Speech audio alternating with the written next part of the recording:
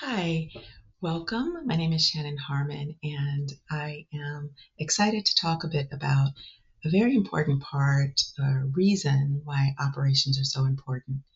We can actually use our operations to increase our cash flow. Let's get started.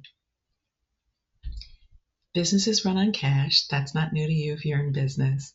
And how the business functions, in my view, is just as important as how much revenue a business generates. Because if you have a certain amount of money coming in, but you spend a certain amount, that same amount or more, you don't have a positive cash flow. And one of the ways to keep as much of that revenue or profit as possible is to make sure that your business runs smoothly. So what are we talking about? We're talking about focusing on the details. Pay attention to how things get done in your business. Even as a small business with a lean staff, a lean team, or maybe you're a solo entrepreneur, paying attention to how things get done is just as important as if you were a large multinational corporation. How long does it take to do a certain activity? How many people resources are involved to do that activity? What technology do you have to use? What raw materials or supplies are required? How much does it cost? Break down each component and assign a cost to. Where does the activity take place? And when does the activity take place? These are just a few of the details that we should know about every activity that takes place in our business. I'll give you an example.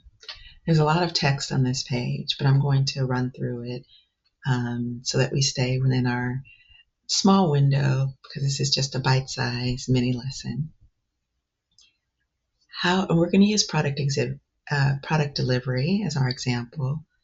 How do you get the product to your customers? Once the product is manufactured, whether you manufacture it in-house or by a third party, what happens next? Is it shipped or delivered to your warehouse, or does it get shipped directly to the customer? Do you send product to stores in bulk, or do you primarily supply individual customers? Do you have a storefront, whether virtual or a physical storefront, that you have to keep stocked?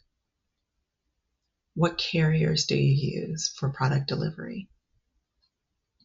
Have you compared the cost of the different delivery options to determine which one is most cost effective? Have you researched packaging options and packaging materials to determine what materials are most cost effective and sustainable? Do you have a process for ensuring the delivery arrived intact and was acceptable to the customer? What information do you provide to the customer with the delivery? Is it clear to them how they can contact you if there are any issues?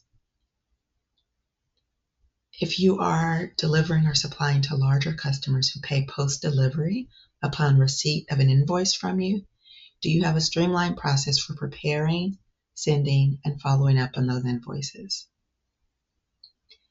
These are just a few examples in the product delivery space. We could probably ask about 5 to 10 different questions for each one of these questions, and so it's very nested.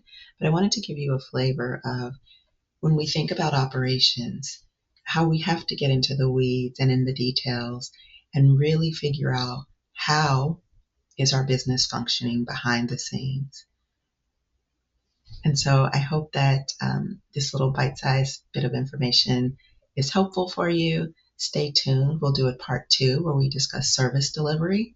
And in the meantime, if you are interested in information and resources on building stronger operations for business longevity, you can visit shannonjharmon.com or check out other videos on our YouTube channel, More Business Birthdays. Thanks so much.